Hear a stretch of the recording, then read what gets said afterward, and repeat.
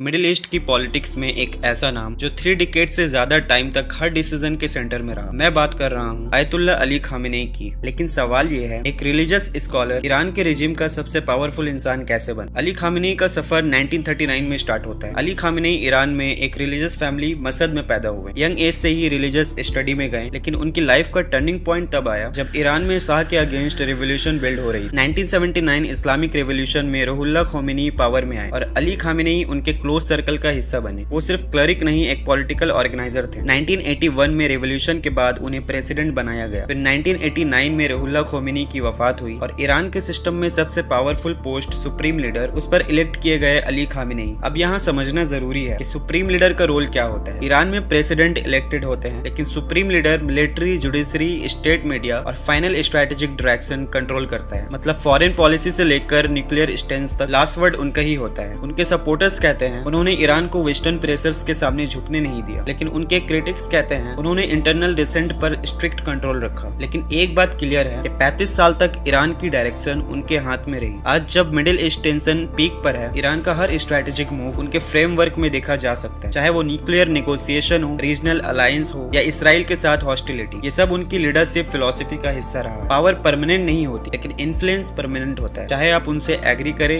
या disagree. Middle east का last 3 decades का हिस्ट्री उनके नाम के बिना लिखा जा ही नहीं सकता। एक लीडर सिर्फ डिसीजन नहीं लेता, वो डायरेक्शन सेट करता है।